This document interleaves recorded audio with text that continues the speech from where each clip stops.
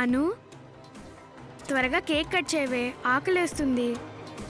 నా ఫ్రెండ్ వస్తాడు, తర్వాత కట్ చేస్తాను. ఇంకా నేను హోంవర్క్ చేసుకోలేదే. కేక్ కట్ చేస్తే త్వరగా వెళ్ళి హోంవర్క్ చేసుకుంటాను.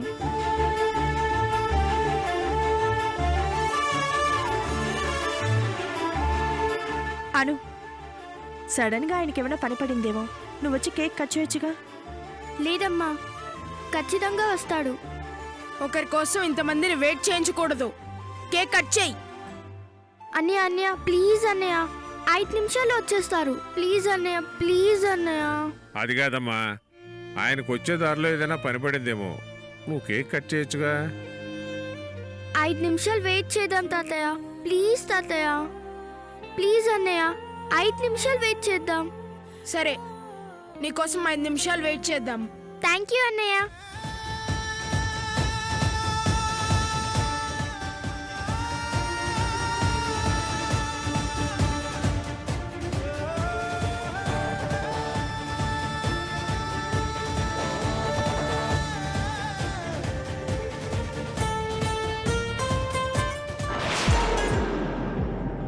అను, నీకిచ్చిన టైం అయిపోయింది. 5 మినిట్స్ అయింది. కేక్ కట్ చేద్దాం రా. ఒక 2 మినిట్స్ వెయిట్ చేద్దాం అన్నయ్య. కుదరదు. అను, రామ్మా, అందరూ వెయిట్ చేస్తున్నారు.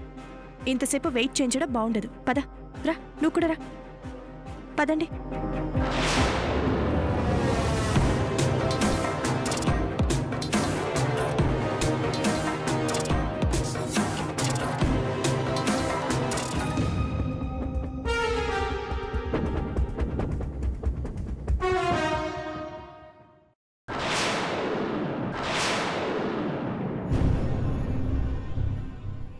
ఏంటి సార్ ఇది?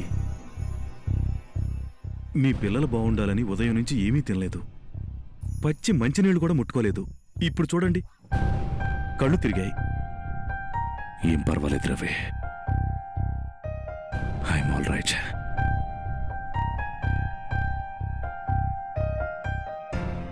ఉండండి సార్, వాటర్ తెస్తాను. వద్దు రవి. అదేంటి సార్, రేపు ఉదయం వరకు ఏమీ తినకుండా ఉంటేనే నా పిల్లలకు మంచి జరుగుతుందని నా ఆశ. ఆ గిఫ్ట్ తీసుకురవి. అను వెయిట్ చేస్తుంటుంది. వెళ్దాం పదరవి. వద్దు సార్, ఇంటికి వెళ్ళిపోదాం. ఇంటికి వెళ్ళడం ఏంటి రవి? ఫంక్షన్కి వెళ్ళకపోతే అను బాధపడుతుంది. సార్, మీకు పాప సంతోషం ముఖ్యం, నాకు మీ సంతోషం ముఖ్యం. బాగా నీరసంగా ఉన్నారు, ఇంటికి వెళ్దాం పదండి సార్. అది కాదు రవి, ప్లీజ్ సార్. మీరు బాగుంటేనే పాప కూడా సంతోషంగా ఉంటుంది. మీరు నీరసంగా ఉంటే పాప బాధపడుతుంది సార్.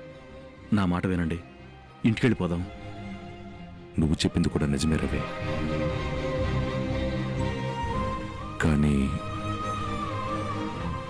ఈ గిఫ్ట్ పాపకందే ఏర్పాటు చేయాలి, అంతే కదా? ఓకే సార్, నేను చూసుకుంటాను. ముందు మీరు రండి.